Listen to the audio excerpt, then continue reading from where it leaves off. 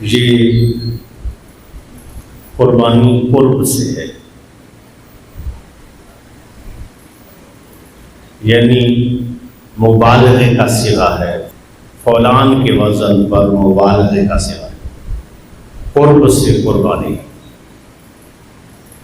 جیسے کسی کو پیاس لگی ہو تو العطش، اور زیادہ پیاس لگی ہو تو کہتے ہیں عطشان، اور قرات سے پھر قرآن ہے، مبالغے کا صیغہ ہے، اور قرآن کو قرآن بھی اللہ نے کہا ہے وَإِذَا قُرِئَ الْقُرْآنَ فَاسْتَمِعُوا لَهُ۔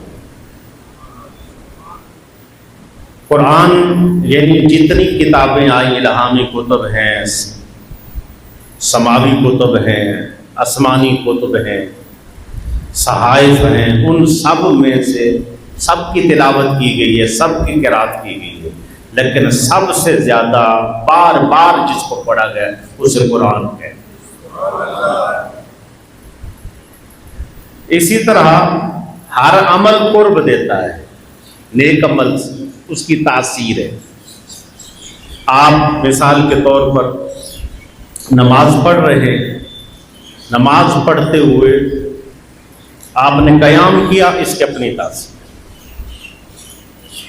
آپ نے رکوع کیا، اس کی اپنی تاثیر، لیکن جب آپ نے سجدہ کیا، نماز میں سجدہ سب سے زیادہ عام اور اللہ کے قریب کرنے والا رکن۔ قربانی بھی ایسے ہے کہ جس وقت ہم رمضان شریف کو دیکھتے ہیں تو رمضان شریف کے اندر ایک رات ایسی ہے، کون سی رات؟ ایک رات ایسی ہے جس کو شب قدر کہتے ہیں۔ اب اس کے اندر فرشتے اترتے ہیں اور وہ 1000 مہینوں سے بہتر ہے۔ ایک رات پورے رمضان شریف کی برکتیں سمٹ کر اس رات میں آ جاتی ہیں، اور کتنی خوش بختی ہے کہ آپ جو گزار چکے ہیں پیچھے، ہر رات جی ابھی یعنی آج 10 ہے، پہلی چاند کی رات سے لے کر پہلی سے لے کر ہر رات کا ثواب شب قدر کے برابر تھا حضور۔ وہاں صرف ایک رات ہے رمضان شریف میں، یہاں ہر رات شب قدر کے برابر ہے۔ اتنا اجر ہے، اتنا ثواب ہے، پھر یہ ساری برکتیں سمٹ کر قربانی میں آ گئی۔ جتنی دن کی برکت تھی وہ اپنی، جیسے رکوع کی علیحدہ برکت ہے، قیام کی علیحدہ برکت ہے، وہ ساری برکتیں سمٹ کر کہاں آ گئی؟ سجدے۔ رمضان شریف کی ساری روزے کی برکت، دن کی رات کی برکتیں سمٹ کر کہاں آ گئی؟ سب سے بڑا عمل کیا ہے؟ لیلۃ القدر۔ اسی طرح دن اور رات کے اندر بڑی برکتیں رہی ہیں، ساری سمٹ کے کہاں آ گئی؟ قربانی کے اندر۔ اب قربانی یہی ہے جو اونٹ لے کر ذبح کیا، اب قربانی یہی ہے جو بکرا لے کر ذبح کیا، یہی قربانی ہے۔ اب قربانی سب کریں گے، لیکن قبول کن کی ہوگی؟ سماعت کر دیجیے۔ حضرت حابیل نے بھی قربانی دی، حضرت آدم علیہ السلام کے بیٹے، اور قابیل نے بھی قربانی دی، تصور ملتا ہے قرآن میں۔ اب یہ قربانی کا طریقہ کار یہ تھا کہ وہ قربانی کو اونچی پہاڑ کی چوٹی پر رکھ دیتے، جس کو آ کر بجلی چمکتی، جس کو جلا دیتی اس کی قبول ہو جاتی، اور جس کو آگ نہ چھیڑتی، بجلی نہ چھیڑتی، اس کی قبول نہ ہوتی۔ اب حابیل نے اپنا مینڈا ذبح کیا، اور مینڈا ذبح کر کے جا کر وہاں رکھا ہے پہاڑ کی چوٹی پر، اور قابیل نے اپنے کھیتی باڑی میں سے سامان لیا، وہ کچھ لے کر جا کر وہ ایک ڈھیر بنایا اور رکھ دیا۔ بجلی آئی اور بجلی نے آ کر جو ہے حابیل کے اس کو مینڈے کو جلا دیا۔ جب مینڈا حضرت حابیل کا جل گیا نا، تو قابیل کہنے لگا قربانی میں نے بھی دی ہے، اللہ کے راستے پر میں نے بھی بھیجا ہے، میرا کیوں قبول نہیں ہوا؟ اس کا مال قبول ہو گیا، میرا قبول کیوں نہیں ہوا؟ اب اللہ نے قرآن میں نازل فرمایا سورہ مائدہ انما یتقبل اللہ من المتقین، قربانی ہمیشہ انہی کی قبول ہوتی ہے جن کے دلوں میں تقوی ہوتا ہے، جو اخلاص کے ساتھ اللہ کی رضا کے لیے قربانی ان کی قبول۔ جنہوں نے اونٹ لیا اور ٹک ٹاک کے اوپر چڑھا دیا، وہ ہاں ٹک ٹاک کی ہے، فیس بک پر فوٹو چڑھ رہے ہیں، وہی ہے۔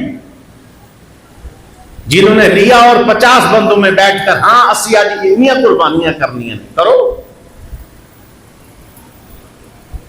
حضور صلی اللہ علیہ وسلم نے نہیں فرمایا اللہ تمہارے جسموں کو نہیں دیکھتا، ان اللہ لا ينظر الى اجسامکم، اور جو ہے ولا صورکم، اللہ نہ تمہاری صورتیں دیکھتا ہے نہ جسامت دیکھتا ہے، ولکن ينظر الى قلوبکم، اللہ دیکھتا ہے تو تمہارے دلوں کو دیکھتا ہے۔ اندازہ لگائیے، اصل چیز دل کا معاملہ ہے۔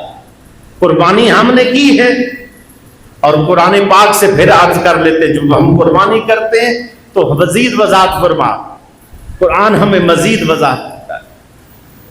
اب اس وضاحت کے اندر کیا کہتے ہیں کہ وہ جو تو قربانی کرتا ہے لن ینال اللہ لحومها ولا دماؤها ولکن ینالہ التقوی منکم، جب تو نے قربانی کی اس کا گوشت اور اس کا خون تمہارے پاس رہ گیا، اللہ کے پاس کیا گیا؟ وَلَٰكِن يَنَالُهُ التَّقْوَىٰ مِنكُمْ، جو دلوں کا تقویٰ تھا وہ اللہ کے پاس پہنچا، گوشت ہم نے کھا لیا، خون زمین پر بہا دیا، اللہ کے ہاں کیا گیا ہے؟ جو تقویٰ تھا۔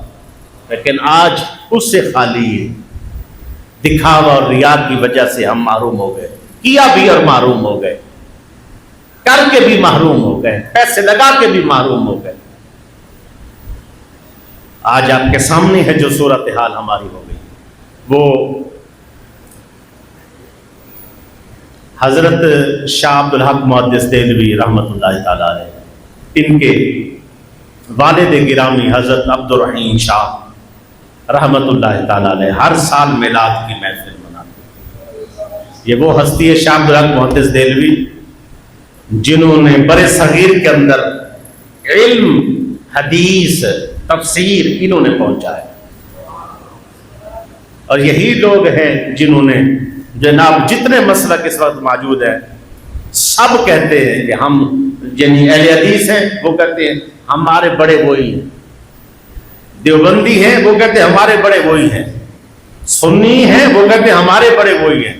اب ہم دیکھتے یہ ہے کہ بڑوں کے راستے پر ہم کھڑے ہیں یا کوئی اور کھڑا ہے، جب بھی دیکھیں کہتے ہیں جی ہمارے بڑے، ہم کہتے ہیں ہم ان کے ساتھ منسوب بھی ہیں اور انہی کے راستے پر کھڑے بھی ہیں۔ ہم سنیے گا، میلاد کون مناتا ہے جی؟ اسی استادوں کے راستے جیسے کھڑے ہیں وہ کھڑے ہیں کوئی اور؟ ہاں جی، بڑوں کے راستے پہ ہم ہیں یا آپ وہ لوگ؟ بولو بولو، سنیں پوری بات سنیں۔ اب شاہ عبدالرحیم شاہ محدث دہلوی کے والد، اور یہ بات شاہ عبدالحق محدث دہلوی معارج النبوہ کے اندر لکھتے ہیں، کہتے ہیں والد صاحب ہر سال دیگیں پکاتے، میلاد پر بکرے ذبح کرتے، گوشت ہوتا، لوگ ہوتے، علماء ہوتے، مشائخ ہوتے، خدمت ہوتی سب۔ ایک بار گنجائش نہیں تھی اور میلاد کا مہینہ آ گیا۔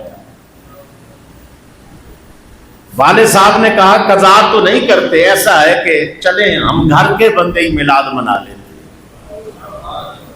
بچے بیٹھ گئے، کہتے والد صاحب بیٹھ گئے، چنے لے کر آئے۔ والد صاحب بڑے ہی پریشان تھے، وہ چنے ہمیں کھلائے، خود کھائے، دعا فرمائی، وہ میلاد کی محفل ہو گئی، دو نعت پڑھ لی، محفل ہو گئی۔ رات کو والد صاحب سوئے، مقدر جاگتے۔ کیا دیکھتے ہیں کہ حضور صلی اللہ علیہ وسلم چنے اٹھاتے ہیں اور اپنے مبارک منہ میں لے جا کر فرما رہے ہیں شاہ عبدالرحیم تو نے جو محفل کی ہے وہ تیری محفل قبول ہو گئی ہے۔ آنکھ کھولی تو اپنے بچوں کو بلا کر، اپنے مریدوں ساتھیوں کو بلا کر کہا ساری زندگی بکرے ذبح کیے، بڑا بڑا کچھ کیا ہے، لیکن زیارت سے محروم تھا، دل ٹوٹا ہوا تھا، پتہ نہیں قبول ہے کہ نہیں، کمزوری کی حالت میں کر رہا ہوں، پتہ نہیں اب وہ مزہ نہیں آئے گا، وہ پتہ نہیں، اب یہ کر کے پریشان تھا، ٹوٹا ہوا دل تھا۔ اب جب میں نے اس حالت میں کی ہے تو سرکار کی زیارت بھی ہوئی ہے اور بشارت بھی دی ہے، قبول ہو گئی ہے۔ اسی لیے وَلَٰكِن يَنَالُهُ التَّقْوَىٰ مِنكُمْ، اندر دیکھا جاتا ہے، کوٹھ نہیں دیکھے جاتے، بڑے بڑے بکرے نہیں دیکھے جاتے، خلوص دیکھا جاتا ہے۔ اور جن کا عمل بے غرض ہے اس کی جزا کچھ اور ہے، حور و خیام سے گزر، بادہ و جام سے گزر۔ یہ کچھ تجربات ہیں، وہ میں پیش کر کے اجازت چاہتا ہوں۔ کچھ سال گزر گئے، میں باہر نکلا ایسے، ہماری ٹوٹیوں پر کچھ بچیاں پانی بھر رہی تھی چھوٹی، اور باہر نکلی تو عید کا دن تھا، عید قربان۔ میں نے بچیوں سے پوچھا، پٹھانوں کی بچیاں تھیں، بیٹا آپ لوگوں نے گوشت کھایا ہے؟ تو وہ جواب میں کہتی ہیں، ان کو بس اردو اتنی آتی تھی، نہیں۔ میں نے کہا جاؤ اپنے ابو کو بلاؤ۔ وہ جو اپنے ابو کو بلا کر لائے تو میں نے انہیں کہا کہ آپ لوگوں نے گوشت نہیں؟ جی کسی نے بھی نہیں دیا، ہم نے قربانی بھی نہیں کی۔ میں نے کہا رہتے کہاں ہیں؟ کہتے یہ پیچھے محلہ جا رہا ہے۔ پیچھے کے کہاں کے ہیں؟ کہ 4 صدق ہیں، پشاور، مزدوری کی گھر سے یہاں ہے۔ گوشت جتنا میسر تھا، جتنا پاس تھا، وہ بیچ دیا۔ کچھ دنوں کے بعد وہ اسپیشل مجھے ملنے آیا، کہتے حضرت صاحب ہم یہاں سے جا رہے ہیں 4 صدہ واپس، لیکن ایک بات کرتا جاؤں۔ میں نے کہا کیا؟ کہتے ہیں یہ بستی یزیدیوں کی تھی۔ کس کی تھی؟ یزیدیوں کی بستی۔ کسی نے پانی تک بھی نہیں پوچھا کبھی، کسی نے یہ بھی دروازہ کھٹکا کے نہیں پوچھا آج کہاں بچوں کو کھلانے کے لیے کچھ ہے کہ نہیں، کسی نے بچا ہوا سالن بھی کبھی نہیں بھیجا۔ پورے محلے میں قربانی کے گوشت گئے، وہ بھی پتہ نہیں اللہ نے آپ کے دل میں ڈال دیا، بچیوں کی حالت دیکھ کر آپ نے کچھ بھیج دیا، ورنہ ہم اس دن بھی ایسے بیٹھے۔ بچے کہتے میرے پکڑ کے کپڑے کھینچتے تھے، ہمیں بھی گوشت کھلاؤ، میں مجبور تھا، کچھ بھی نہیں کہہ سکتا۔ تو قیامت والے دن ایسے لوگ اگر ہوں گے تو وہ جواب نہیں دے سکے۔ 5-5 کلو کے چودھریوں کے یہ بنے ہوئے شاپر میں نے خود دیکھے ہیں، جو جنہوں نے قربانیاں کی ہوتی ہیں ان کے گھر میں جاتے، جس غریب غربا نے قربانی کی نہیں، پہلے دیتے تو ایک پاؤ اتنا سا ایسے، اس کے اندر کیا کچھ ڈال کے دیتے ہو آپ کو بھی پتہ ہے، اور پھر بعد میں کہتے ہیں قربانی اللہ کے لیے کی ہے۔ خوف خدا کرے، اللہ کے لیے قربانیوں کے لیے کوئی اس کی اللہ کوئی طور طریقہ انداز بھی ہوتا ہے۔ دوسرے نمبر پر جنہوں قربانیاں نہیں کر سکے، میں پیچھے بتا چکا ہوں، یہ ہماری قربانیاں، ہماری سواریاں ہیں جنت کی۔ جو قربانی نہیں کر سکے، میرے حضور صلی اللہ علیہ وسلم فرمایا میں نے ان لوگوں کے لیے قربانی کر دی ہے۔ حشر کے دن ہماری قربانیاں کرنے والوں کی قربانیاں ان کے پاس کھڑی ہوں گی اور ان کو جنت لے جائیں گی، اور جو قربانی نہیں کر سکے اور صبر کیا ہوگا، اپنی غربت پر مذاق نہیں اڑنے دی۔ حقیقت ہے زندگی کے دن رات آتے، اور میں اپنے ساتھیوں کو ایک چیز سکھاتا ہوں، اسی طرح سفید کپڑے پہنے میں نے، ایسے عید کا دن ہو یا کوئی دن ہو، ہاں 2-4 بچے جو قریبی ہوتے ان کو میری حالت کیفیت کا پتہ ہوتا ہے، اس کے علاوہ ہم کسی کے آگے واہ ویلا رونا دھونا، کسی کے آگے ہم شاہ ہیں گدا ہیں کتنے ہیں، ہمارا اللہ جانتا اور ہم جانتے ہیں۔ اگر کوئی بندہ اپنے حالت پر خاموش رہ جائے اور صبر کرے، میں سمجھتا ہوں اس کا صبر اس کو جنت کی ٹکٹ دے گا۔ تکلیف ہے صبر کر لو، کوئی کسی کی دو بوٹیوں پر للچانے کی ضرورت ہی نہیں. جس کو اللہ توفیق دے گا اور جس کی قربانی قبول ہوگی وہ آپ کے گھر ضرور بھیجے گا.